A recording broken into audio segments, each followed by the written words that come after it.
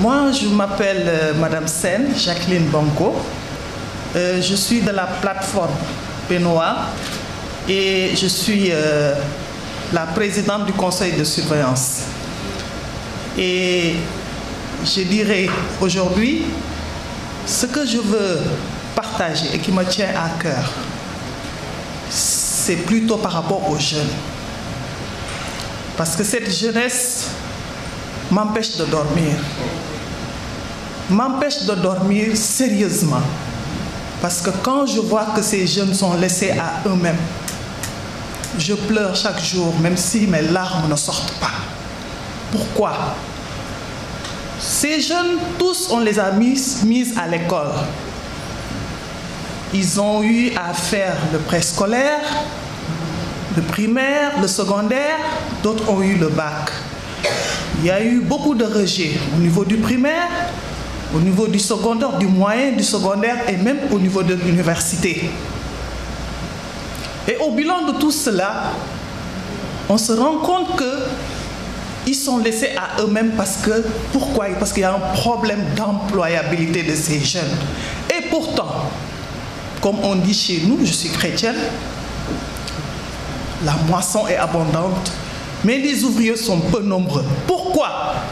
Parce que justement, ils n'ont pas de coach, ils n'ont pas de leaders qui sont là devant eux pour les aider. Et c'est ce qui a motivé ma venue à la Penoa. Je rappelle que j'ai une maîtrise en sciences économiques. En 1991, j'ai eu à travailler dans des cabinets d'expertise comptable. Aujourd'hui, je salue M. Sarr, que j'ai eu à partager un cabinet, le cabinet de Mamina Camara, que je remercie, un grand expert qui a mis beaucoup de choses dans ma tête. Et aujourd'hui, je compte partager ça avec cette jeunesse. J'ai eu à travailler, j'ai eu une expérience professionnelle en tant que gestionnaire dans une grande école, je peux dire aujourd'hui qui est devenue université, l'UCAO. J'ai eu à mettre en place le collège Hyacinthe Thiandoum, je fais partie du noyau. À un moment donné, j'ai démissionné parce que je ne touchais pas à ce que je voulais. Parce que pourquoi? Parce que je me disais, et cette jeunesse qui est là? Je faisais partie d'une cohorte de combien d'étudiants? On a eu une maîtrise. Combien n'ont pas d'emploi? Certains sont tombés dans la déchéance. Peut-être j'ai eu la chance d'avoir un père qui est militaire, qui a fait l'armée française, qui a fait l'armée sénégalaise, qui a été directeur d'école et qui m'a inculqué cet esprit de fighting, de guerrier. Et cet esprit, aujourd'hui, je veux le partager avec ces jeunes. C'est ce qui m'a motivé. J'ai démissionné de cette école, à la grande surprise de tout le monde, une école qui était en expansion, une université qu'on mettait en place. Et je suis partie travailler avec mon frère. Pourquoi mon frère? Parce que mon frère faisait partie de cette jeunesse qui était partie étudier à l'extérieur, qui au bout de 10 ans, il voulait revenir. Je lui ai dit, viens, il y a à faire ici. Tu peux travailler. Et il est venu. Et c'était mon devoir, en tant que sœur, de l'épauler.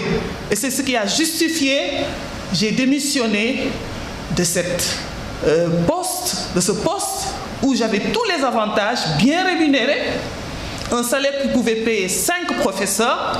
J'ai laissé tomber pourquoi aider toujours cette jeunesse en quête de sa réussite. Parce que pour réussir,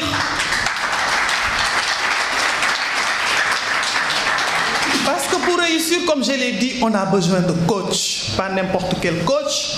On a besoin de coach dans différents niveaux. Et ça, c'est mon combat à moi, dans mon domaine. Pourquoi la Penoa? Quand j'ai travaillé avec mon frère, j'ai vu qu'il a pris son envol, qu'il s'est bien intégré dans le tissu économique, que là, maintenant, il a confiance en lui. Je l'ai laissé et c'est là où j'ai rencontré les dames de la Penoa. À l'encontre d'un événement, on cherchait un financement et j'ai vu des femmes pétillantes d'énergie qui veulent réussir. J'ai dit, mais moi je sens que je suis là, ici c'est ma place. Je vais être avec ces femmes-là. Et pourtant, j'ai reçu beaucoup d'offres d'emploi pour être dans les bureaux. Mais j'ai décliné. Et j'en passe, je fais l'économie. Aujourd'hui, j'ai fait 7 ans avec la PENOA. Et au moment où je vous parle, j'ai fait une formation en coopérative, une formation avec le ministère, le DFPO. Je salue ici Serge Malou, toujours, qui fait beaucoup de choses pour la jeunesse à travers ses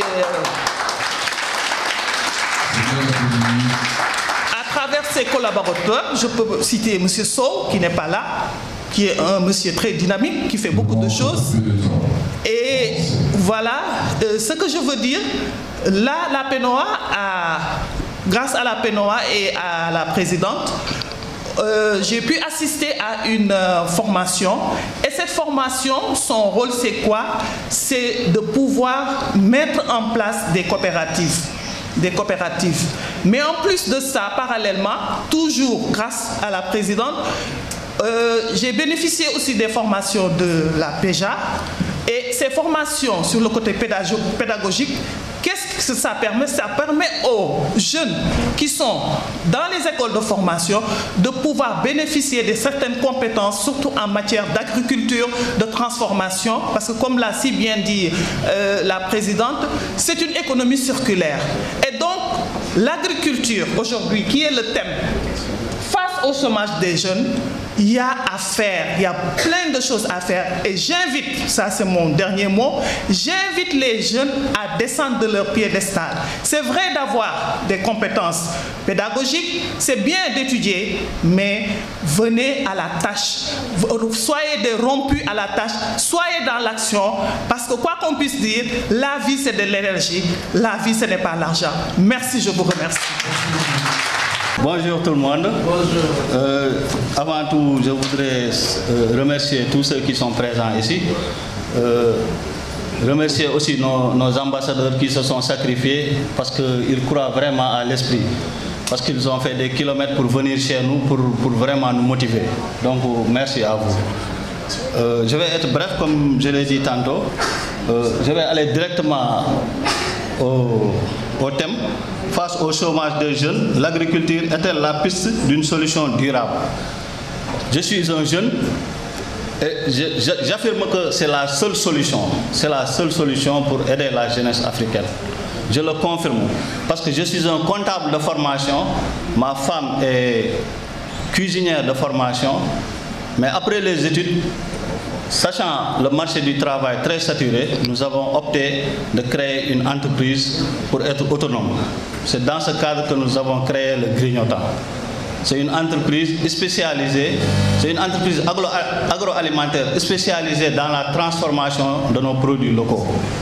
Et pratiquement, nous avons même si nous sommes jeunes, nous avons presque une dizaine d'années d'expérience dans ce domaine, avec des produits labellisés que nous exposons un peu partout dans le monde. Donc, j'aimerais bien servir à mes jeunes frères qui sont ici d'exemple, de croire en eux et de savoir que vraiment l'Afrique a toutes les opportunités pour s'en sortir, pour réussir.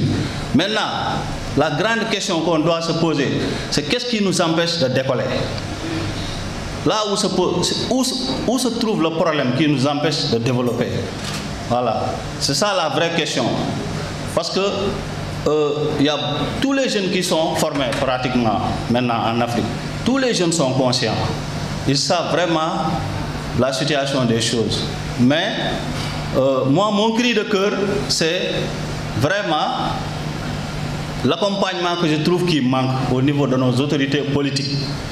Parce que si je prends exemple sur notre entreprise, nous sommes une entreprise qui a été bien aidée, bien vrai, par les autorités politiques. Je profite d'ailleurs de l'occasion pour remercier la seule personne que j'entends les gens remercier depuis qu'on a commencé, c'est Serge Ibrahim Malou du DFPO. C'est un jeune. C'est un jeune. Il est dans la politique, mais tout son objectif, c'est aider la jeunesse sénégalaise. Le cri de cœur que je lui lance ça en même temps parce que moi je trouve que c'est lui qui représente nos autorités politiques aujourd'hui ici dans cette salle. Voilà, nous avons eu la chance peut-être de voyager un peu partout, dans beaucoup de pays, à travers l'Afrique, mais aussi à travers le monde. Et le constat que nous faisons là-bas, c'est qu'il y a du protectionnisme là-bas, ce qu'on appelle préférence nationale. On le sent partout où on va dans le monde, sauf chez nous, au Sénégal. Nous sommes des jeunes. Nous ne pouvons pas prendre certaines décisions. Nous avons beaucoup d'idées en tête, beaucoup de projets, mais la décision finale appartient à nos autorités. Donc nous, ce que nous souhaitons à nos autorités, ce que nous leur lançons comme cri, c'est de nous aider au protectionnisme, à protéger nos produits. Nous avons des produits qui sont très bien adaptés, des produits phares, des produits labellisés, mais le problème c'est que nos marchés africains nous sont inondés de produits étrangers, des produits qui viennent partout dans le monde et qui nous empêchent de vendre. C'est ça le vrai problème. Mais c'est une expérience qui est mitigée, avec 80% d'échecs, 20% de succès, mais malheureusement les gens ne se rappellent que des succès. Mais en fait les échecs sont beaucoup plus nombreux. J'ai oublié de saluer nos hôtes africains au Sénégal. J'espère qu'ils sont habitués à la culture du temps et à la culture des horaires au Sénégal. C'est le péché mignon du Sénégalais. Le retard fait partie des coquetteries, et il faudra peut-être s'y habituer et s'y adapter. Nous avons créé beaucoup d'emplois en forçant les règles des politiques publiques et les règles de nos États. Mais il faut faire cette concession à la politique qui est souvent décriée. Je pense que nous avons pu le faire parce que nous étions des politiques. Parce que lorsque nous étions confrontés à des présidents comme les présidents Senghor, Abdou Diouf, Abdoulaye Wade et aujourd'hui Macky Sall, peut-être sans prétention, nous dirons que nous étions plus politiques qu'eux. Parce que la formation que nous avions reçue nous situait au-dessus d'eux. Et l'un de mes plaidoyers, c'est de dire aux jeunes de se former politiquement. Parce que la formation politique contribue beaucoup aux performances professionnelles. L'avantage de l'homme politique sur l'homme qui se dit apolitique, c'est que l'homme politique situe sa performance dans une perspective plus générale. Et c'est cela la supériorité du politique sur ceux qui se disent techniciens et apolitiques. Moi, je suis politique et technicien, et comme un grand homme, beaucoup plus grand homme que moi l'a dit, vive la technique, mais encore une fois, 10 fois vive la politique. Le premier président qui nous a fait créer des emplois, c'est le président Abdou Diouf. Et c'est ça le rôle de la politique dans la création d'emplois. Le président Abdou Diouf nous a donné l'ordre de créer des emplois sans aucune ligne supplémentaire, sans aucun mot supplémentaire. Il a donné l'ordre au directeur général de la Sénélec, qui n'est plus de ce monde. J'étais responsable de l'audit à la Sénélec. La Sénélec, c'est notre société d'électricité. C'est ce qui correspond à énergie de Côte d'Ivoire, électricité de Côte d'Ivoire, c'est ce qui correspond à énergie du Mali. Je suis retourné au bureau du directeur général pour lui dire, mais qu'est-ce que le président a dit? Il me dit, je suis fonctionnaire, l'autorité instruit et j'exécute. Demain, 8h du matin, tu me présentes des propositions à mon bureau. Le président Abdou Diouf rappelle le directeur de la Sénélec et lui dit, je ne veux pas des emplois qui prennent fin juste après les élections. Le directeur me rappelle et me dit, le président a dit qu'il ne veut pas des emplois qui se terminent juste après les élections. Oui, mais qu'est-ce qu'il a ajouté? Rien du tout. Il faut créer des emplois. Nous n'avons pas emprunté de l'argent. Nous n'avons pas demandé à notre ministère d'emprunter de l'argent. Qu'est-ce que nous avons fait? Nous avons partagé la commande publique. Je ne connais pas d'État présent dans cette salle qui ne peut pas créer des centaines de milliers d'emplois. Ni la Côte d'Ivoire, ni le Niger, ni le Bénin, ni le Burkina, ni la Guinée. Je ne connais pas un État présent dans cette salle qui en 36 mois ne peut pas créer entre 5 et 6 millions d'emplois. Pourquoi, comment? Nos États sont centralisés.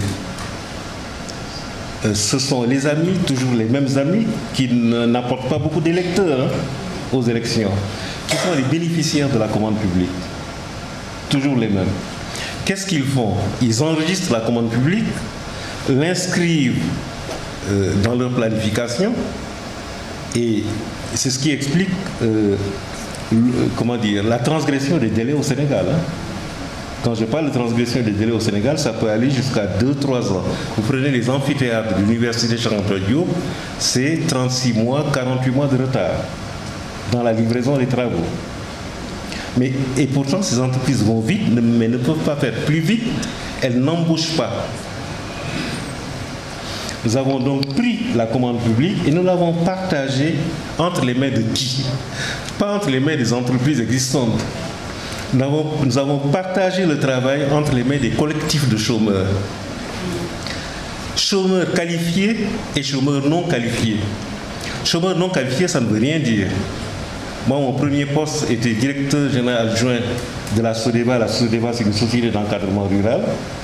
Je n'y connaissais rien. On m'a formé sur le poste. Donc nous avons rompu avec des préjugés. Employabilité des jeunes. Les jeunes ne sont pas formés.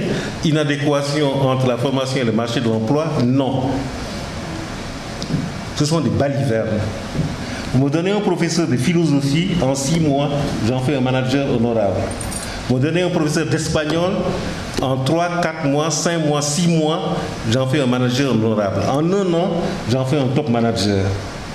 Il n'y a pas d'inadéquation entre formation et emploi. Nous n'avons pas cru en cela. Nous avons partagé la commande de la Sénélec qui faisait 30 milliards, encore une fois je me répète, entre les chômeurs qualifiés. Les chômeurs non qualifiés, nous les avons confiés aux chômeurs qualifiés. Les chômeurs qualifiés ont formé les chômeurs non qualifiés sur le tas, comme nous-mêmes nous avons été formés. Chacun ici oublie qu'il était incompétent sur son premier poste. Bon, il y a toujours des exceptions. Comme nous-mêmes nous avons été formés. Donc c'était notre première rupture et c'est notre premier succès. Oui, nous avons formé 12, 13, 14 000, 15 000 emplois.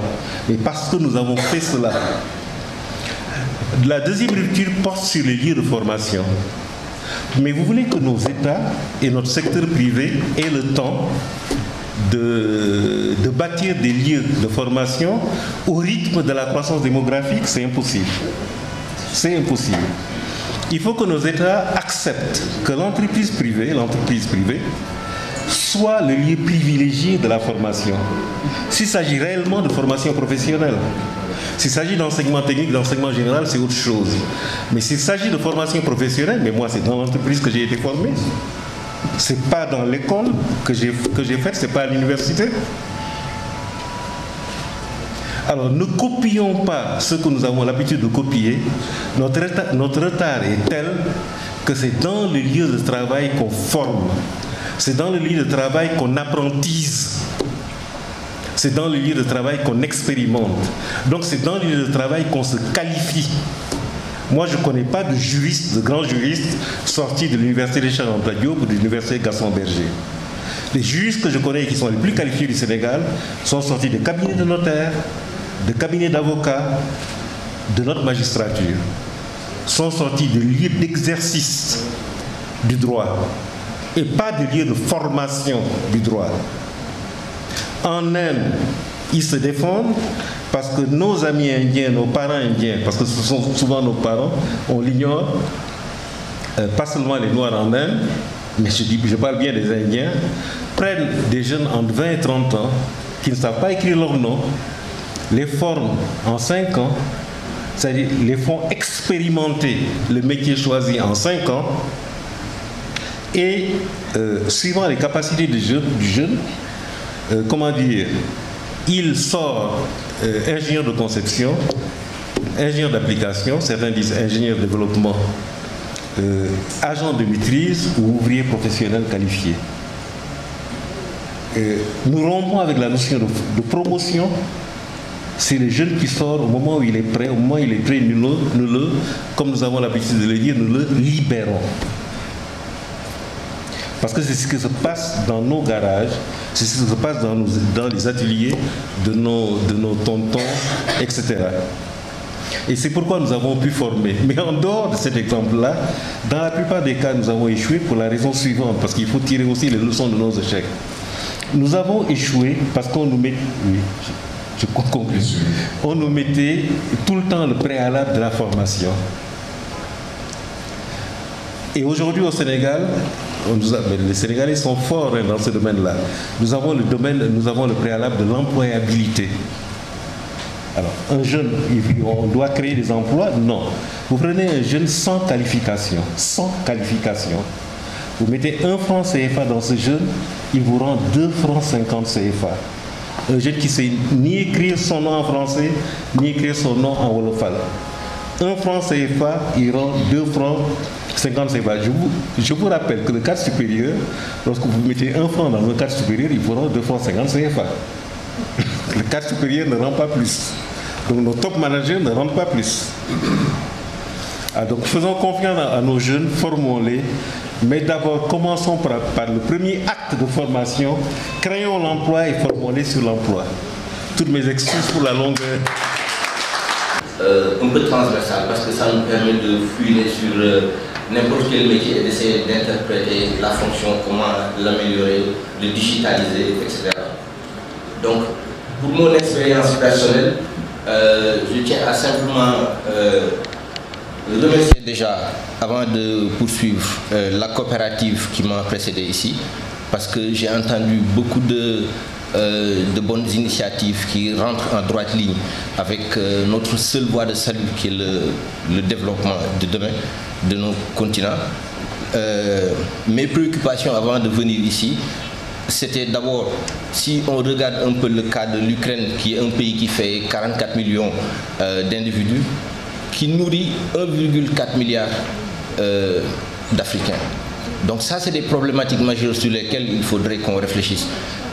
Pour moi, le plus important, en tant que profane du secteur agricole, c'est effectivement de sortir des chantiers battus, de sortir du schéma classique, de titiller notre inventivité, d'être créatif, d'essayer d'apporter notre valeur ajoutée pour que les choses puissent évoluer. Donc ça, c'est indispensable.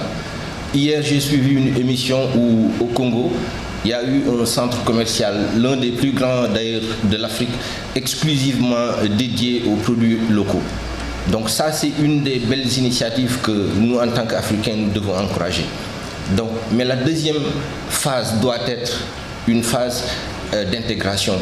C'est d'ailleurs la raison pour laquelle je salue encore une fois cette belle initiative qui nous amène dans une coopération sous-régionale. Donc je pense que certainement la coopérative aujourd'hui travaille sur cet aspect d'internationalisation pour essayer d'échanger un peu des expériences, des produits. Je pense que c'est notre seule voie de salut. Donc je me rappelle une fois sur le secteur des TIC que je maîtrise un peu plus. En 2008-2009, déjà, le taux de bancarisation au Sénégal était de l'ordre de 3 à 4%. Les gens n'avaient pas forcément de relation avec les institutions financières. Personne ne voyait la nécessité ou l'importance d'aller ouvrir un compte. On avait même peur d'aller voir les banquiers. Ça a pris du temps. Mais je vous rappelle simplement le cas de l'avènement des solutions de transfert d'argent avec la création de Wari en 2008-2009. Ça a fait exploser la création des comptes bancaires. Aujourd'hui, on est dépassé du stade de 40% de taux de bancarisation. Parce que simplement, pour cette fois-ci, on a créé une solution sur la base de nos réalités. Donc, moi, je pense que la clé, c'est ça. Il faut qu'on essaye de créer des solutions basées sur nos propres réalités. Et essayons de casser un peu le principe des droits qui font qu'une innovation doit toujours venir après la réglementation. Parce que si c'est prévu, si c'est une réglementation prévue, on ne peut plus parler d'innovation. Donc, le message que j'ai envie de partager avec les jeunes, c'est d'essayer de réfléchir différemment, d'avoir le courage pour essayer d'interpréter notre mode de vie et en faire justement une solution. Essayons d'apporter des offres qui sont adaptées à nos réalités. Si on le fait, je pense que nous pouvons atteindre nos objectifs de développement. Donc, je vous remercie pour votre attention. Consolider la fraternité entre les peuples, parce qu'on est dans le cadre de l'intégration. Il faut que ça se matérialise également par des initiatives qui vont au-delà de nos frontières. Donc, je me rappelle les propos de Paul Mohamed Bouch, donc du Forum civil, qui nous disait qu'il faut que le nombre passe à la force, c'est-à-dire qu'il faut que les préoccupations de la jeunesse comptent dans la conception, mais également dans la mise en œuvre des politiques publiques. Donc il faut que de plus en plus, c'est dans ce sens que j'interpelle la jeunesse, pour qu'elle participe vraiment dans les activités politiques. Donc la politique n'est pas mauvaise en soi, c'est l'art de gouverner nos États. Quelqu'un qui est dans la politique, c'est quelqu'un qui par essence n'est pas censé être égoïste, parce qu'on sacrifie de son temps, de son énergie et on se met au service de la collectivité. Malheureusement, voilà, donc on se rend compte que la nature est en horreur du vide. Tous ceux qui font la politique aujourd'hui, malheureusement, ne sont pas tout le temps des modèles. Et c'est pourquoi, pour renverser la tendance, la jeunesse doit prendre son destin en main. Moi, j'ai milité dans les partis politiques, même si je ne suis pas très connu dans ces milieux-là, parce que je me suis beaucoup investi ces dernières années dans le privé. Et j'y suis toujours. J'ai jamais milité dans les mouvements de jeunes. Moi, j'ai toujours été parmi les leaders. Donc, d'office, à l'université, en deuxième année, j'étais le représentant de notre parti politique à l'université. J'ai pris des responsabilités, je les ai assumées. Le message que je lance à la jeunesse, c'est qu'il faut croire en soi. Donc, il ne faut pas s'arrêter au discours, dire que oui, la jeunesse, ainsi de suite. Non, non, non. Et il faut se rendre à l'évidence. L'État ne pourra pas régler tous nos problèmes. La pauvreté, elle existe partout au monde. Cela ne m'exonère pas nos leaders de leur responsabilité de mettre en place des politiques publiques, économiques, de santé, d'éducation performantes, mais la responsabilité, elle est collégiale, elle est collective. Et les jeunes aussi, vous êtes aussi interpellés.